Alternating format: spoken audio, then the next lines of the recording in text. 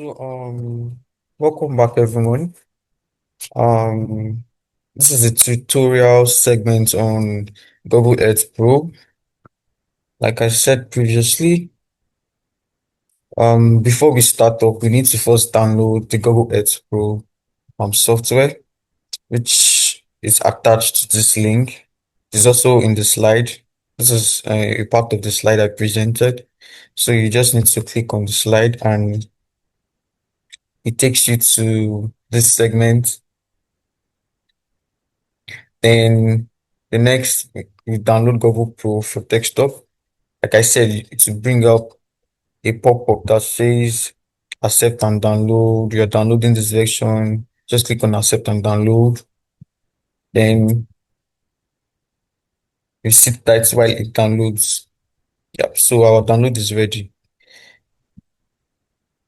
Now that we have our download, you just need to double click to install it.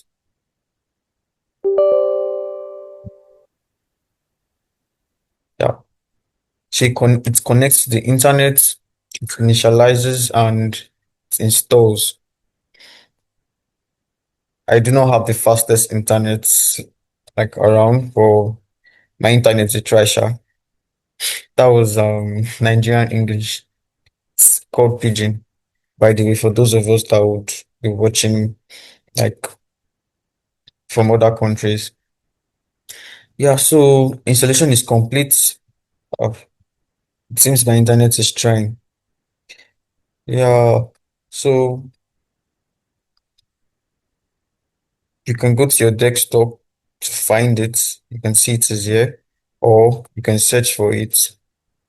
Google Earth in case your desktop is occupied. I know some of us will have a lot of files lying everywhere around our desktop. So in case your desktop is occupied, you can easily search for it. Yeah, voila. Stephanie, we have our Google Earth Pro, and I love the uh introduction aspect, the way it opens up. You see the Earth rotating and it gives you this very um beautiful view. So quickly, let me take you around the environment. So this is the Google Earth environment.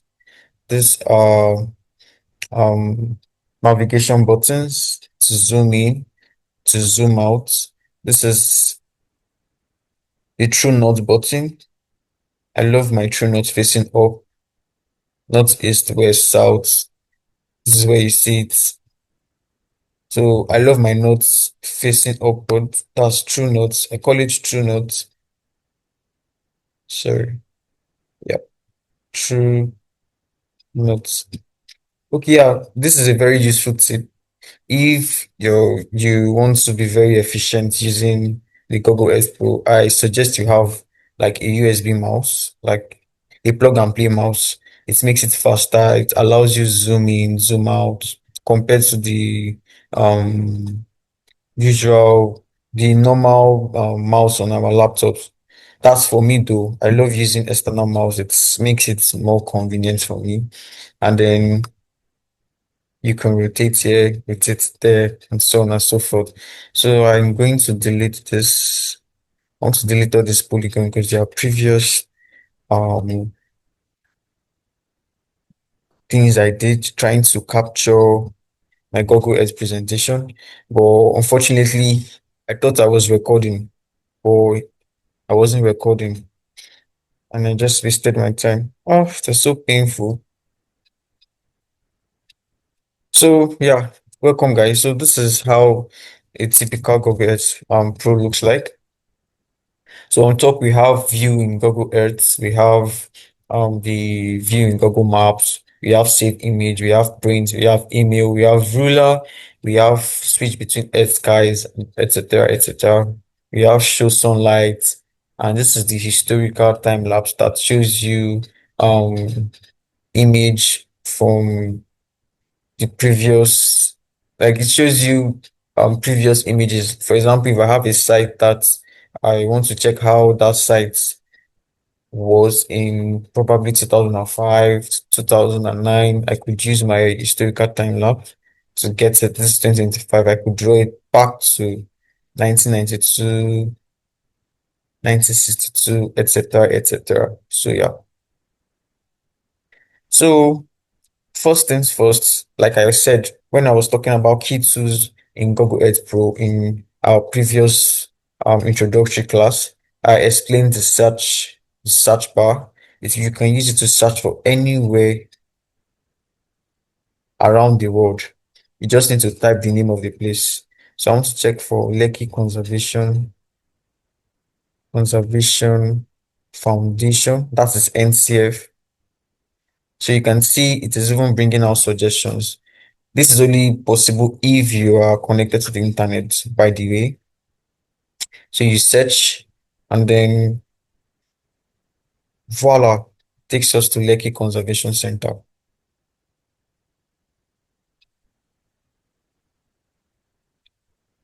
Yep.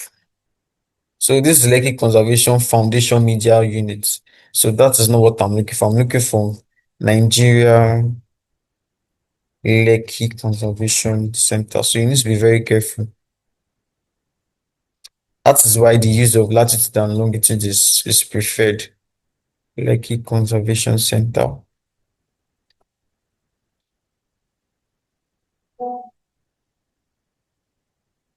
Perfect. So this is Lekki Conservation Center. If you're all familiar with Lekki Conservation Center, this is Lekki Conservation Center. So assuming I want to go for site reconnaissance and I've not been to the site or I've not been to the site before, and they just tell me, oh, this is the name of the site. The name of the site is Lekki Conservation Center. This is where we're going to be working. You just input it in your search bar and it takes you there. They can also give you the latitude and longitude. Let's say somebody has gone for site reconnaissance and it takes his GPS coordinates at the entrance of Lekki Conservation Center. So with that, let's say he comes back to the office and he gives us these geo coordinates and he says, oh, Franklin, please go outside. This is the geo coordinates for the site that we're going to work with. I need you to check it, peruse it, know what's going on there so that we can plan for field work and all that. So I just need to come here and if he gives me the geo coordinate, I just insert it here. Let's say this is your Google map. You just opened up your Google map and you've not placed any location. You can as well take your geo coordinate and click on search. It will take you to the entrance of Lekki Conservation Center. You can see this is my place marker. So I use this tool, which is your place my place marker to pinpoint the location.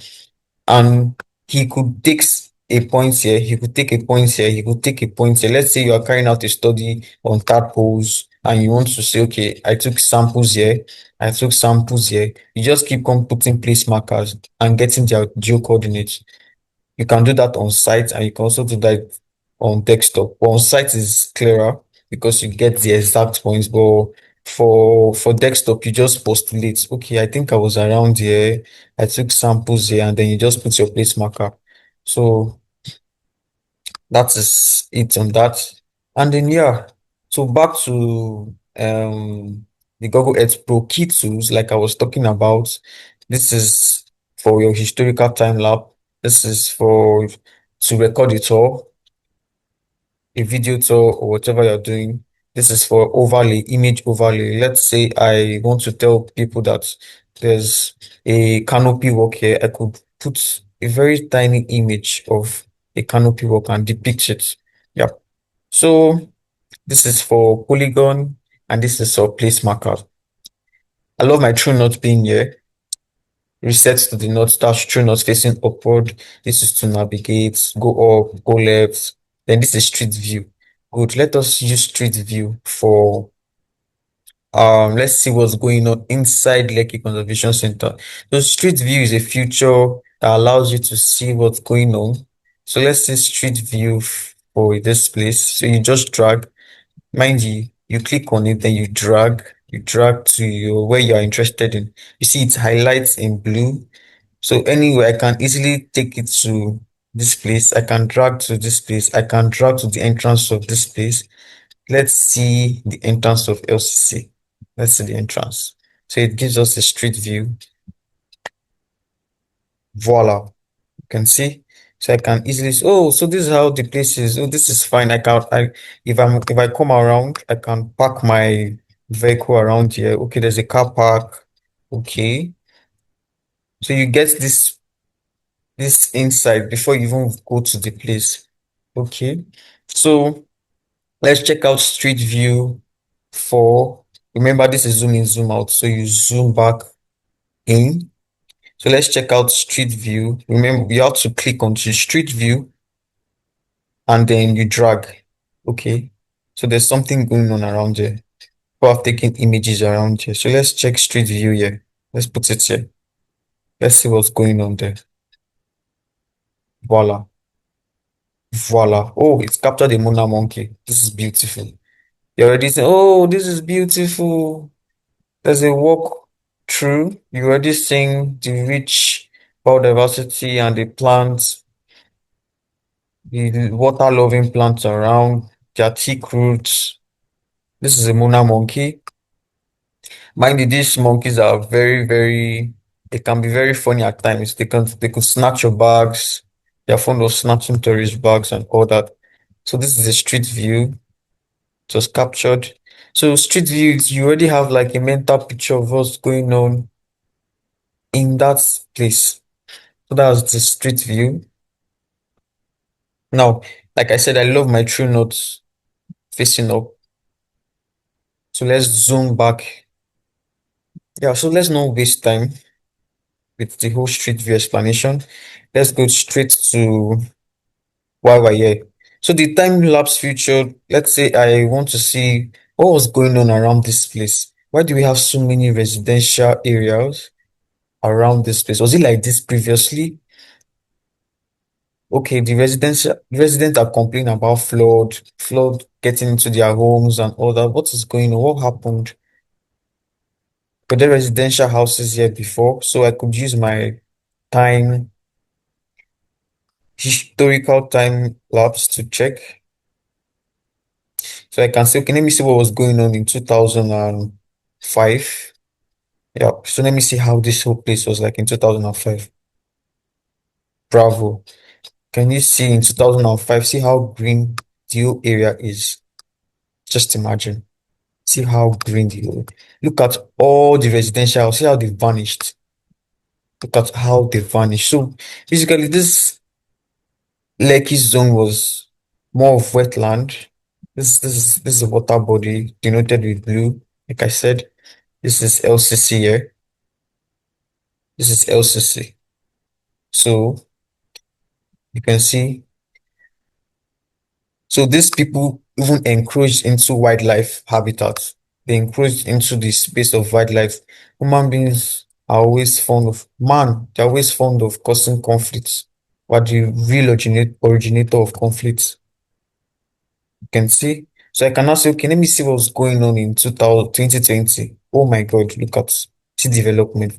The whole green places have become residential hotspots. Look at, just imagine, just imagine. Just look at, just look at. So let's go back to 2025. This is the current view in 2025. A lot of residential, this whole green places have become residential hotspots. And they keep complaining. When it rains, they keep complaining that they have water, they have floods entering into their houses. And these are residential houses. You can denote with the roof, with the similar roofs around. You can see these are real estate structures, estates, and the rest of them, because they have similar roof structures. So urbanization is really taking over crucial key biodiversity areas. And as conservationists, we need to create some sort of awareness. So back to what I was doing.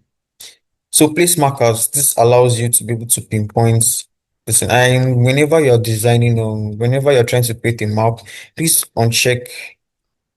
I love unchecking this places border lines and the rest because it's kind of distracting. It's kind of distracting to me too. So I love my map visible. I already know that okay, this is Lekki.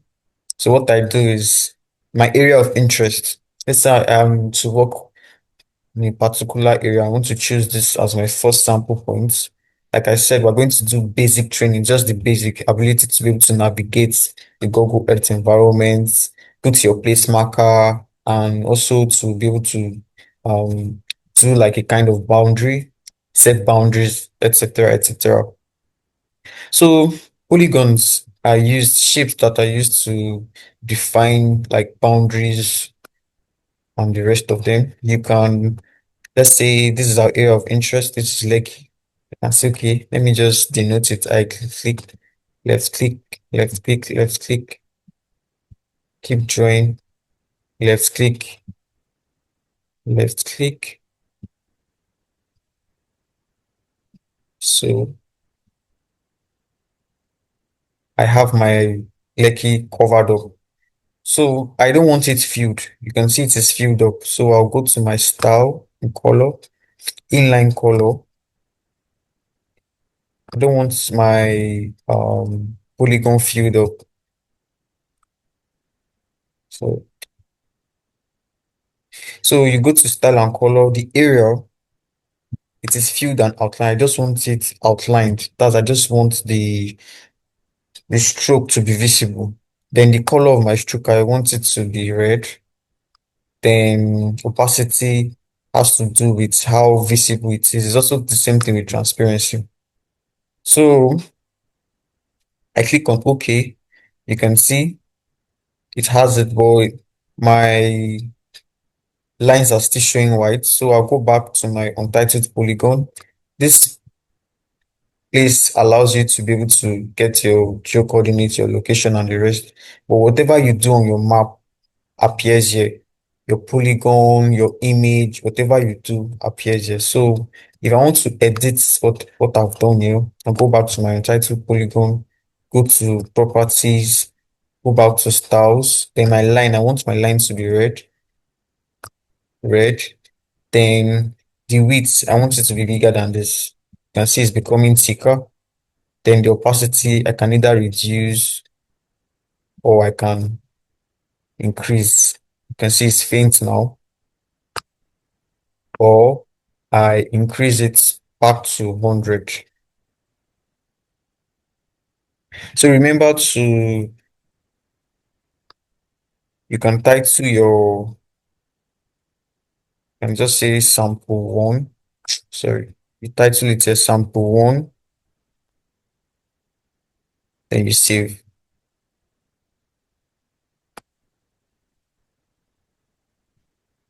So you can see the area, you can see the perimeter, you can also see the view, latitude, longitude, the date and time. You can put date and time though, timestamp in case you want to put timestamp, the rest.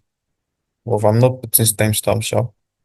Then description, sample one, you click on OK, you can see it has changed to sample one. Then let's say I want to put my place marker at the entrance of my study site. So I'll now put entrance LCC sample sample one. I can change the icon. I don't like the icon. Probably I want to use this one. Then I can scale it. That's the size and reduce it. Then I can also change the color. But I'm not okay with the color. I can change the color too. Yeah. So I click on OK. Then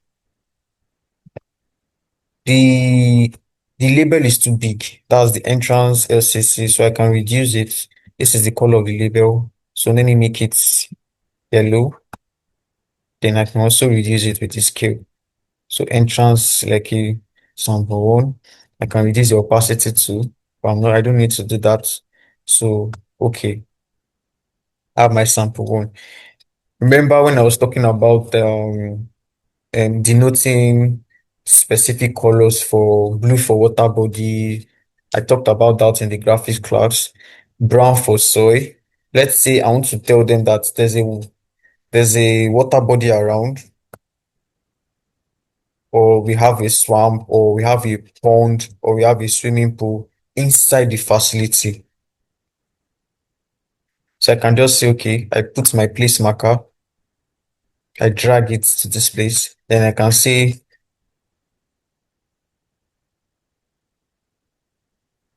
pool. I don't know what's going on there. I can just put pool. Then my place marker, like I said, blue signifies water body, can increase it. Press OK. And I can also increase my label so that it will be visible. Then I press OK. So let me zoom back in. So entrance, this is the pool. I can as well do this. I can say, okay, this is yeah, there's a canopy walk. There's a canopy walk here. Remember, you can change your icon. It all depends on what I'm trying to tell my audience. You get, so assuming there's a canopy walk, or I'm trying to tell them, oh, perfect. So there's a canopy walk here. I'm trying to tell them there's a canopy walk you can indulge in. There's a wetland here. This is looking like a wetland. There's, you can check out pangolins here.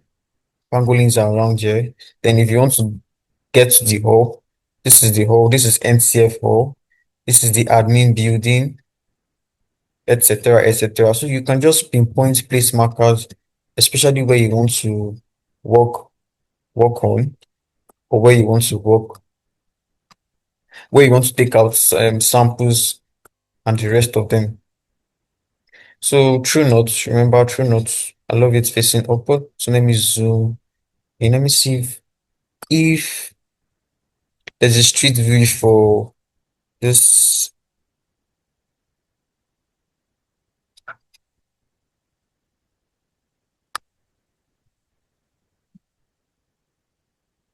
Okay, there's none. Yeah. So let's go back to what we're doing. I wanted you to see the canopy walk there. So zoom back. Yeah. So let's say I have multiple sample points. Probably I have one here, I have one here, I have another one here. So let's see. Okay, I'm interested in what's going on here. I can see the vegetation here is not doing well. So, and I want to say, why is the vegetation not doing well? I'm interested in knowing why it is not doing well. There's a water body here, there's a lagoon here that feeds the inland water bodies. You can see this lagoon.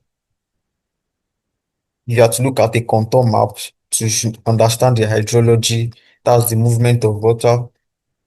These are water bodies that supply the inland water bodies and system.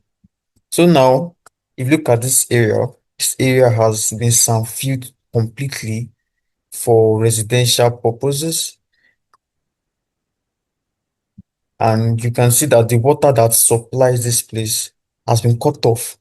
It still supplies this area. That's why you can still see some vegetation, some water-loving vegetation. They're still surviving. But you can see this place, they are barely surviving. Probably they are some filling this place already. So you see this place, they are barely surviving because the water body that supplies has been cut off. Probably they've done something here. They sample this area that has been cut off completely. And these people, they keep come during rainy season, they barely stay in their houses because the floods will just come in and wash away everything. Look at again. There's supposed to be buffer zones. There's supposed to be wetlands that will protect them from heavy downpour or from heavy flooding.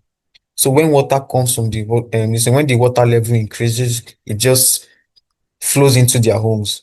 There's supposed to be buffer zones around here that will help protect them, that will shield them.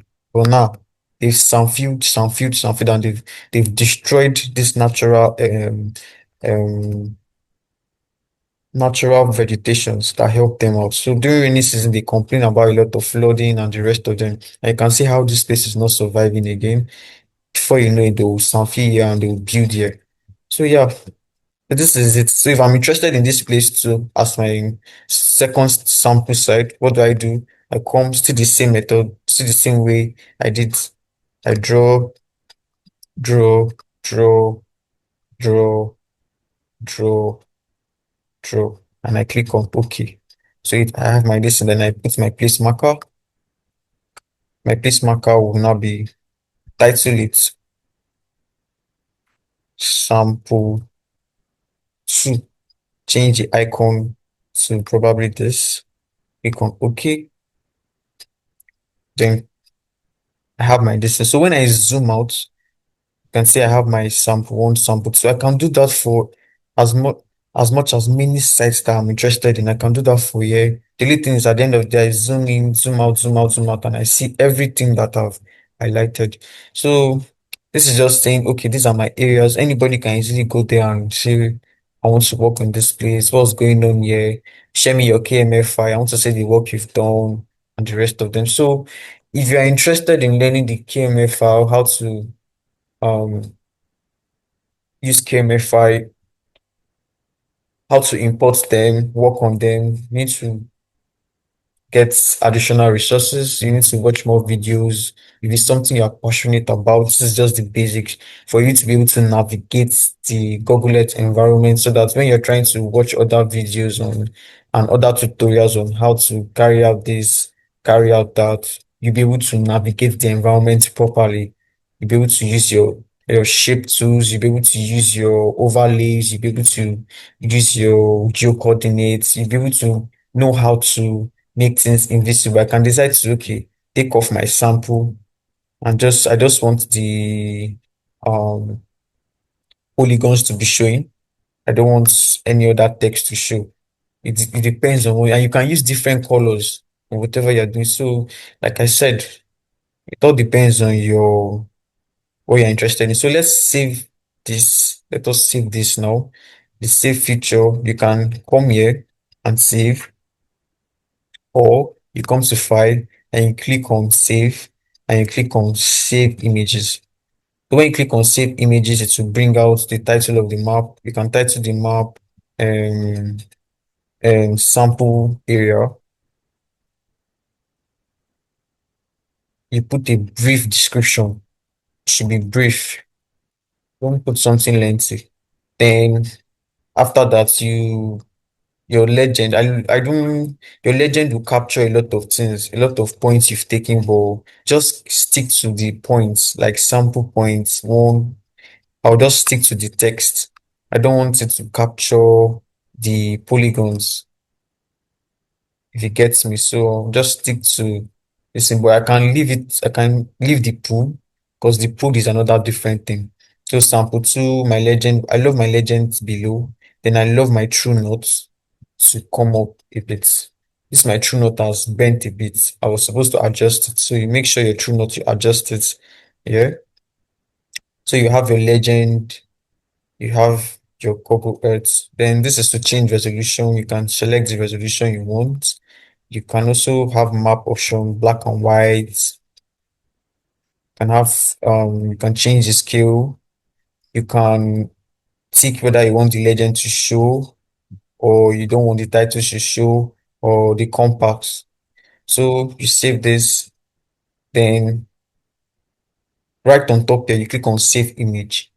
Just click on wherever you want to save it, whether in your desktop, your documents, wherever you want to save it, just title it sample area for Lekki study.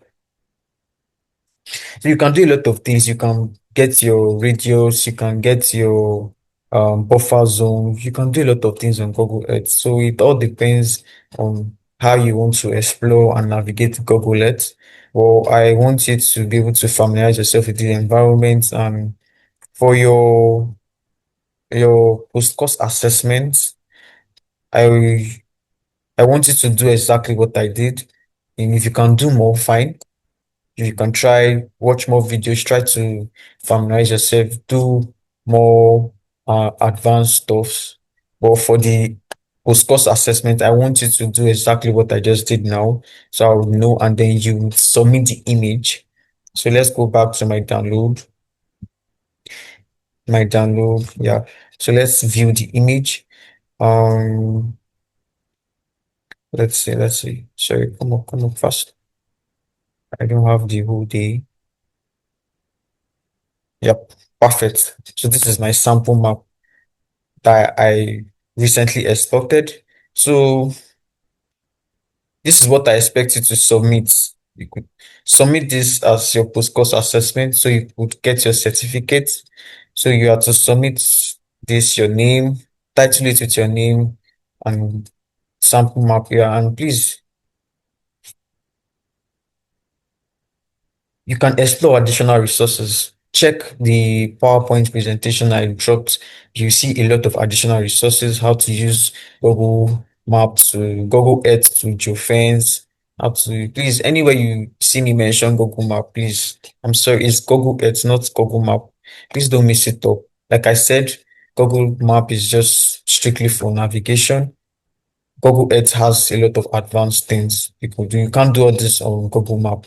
Yeah. So, and you can also view this on the Google, you can view Google Earth on the web version. Like I said in our presentation, the introductory part, Google Earth is available on three different platforms. It is available on the web, it is available on mobile, and it is available on desktop. So this is the desktop version. This is the web version, and it is also available on mobile version. But I prefer using the text version.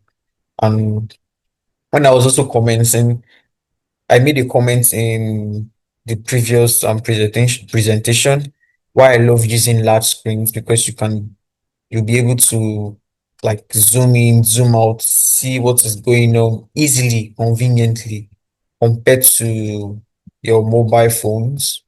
So yeah. So that will be all for this class. I want you to submit this as your post-course assessment. So I will know that you at least you know how to navigate the area and find your way around it. Use text, use your street view, zoom in, zoom out, save maps, etc., etc. Yeah, so thank you very much.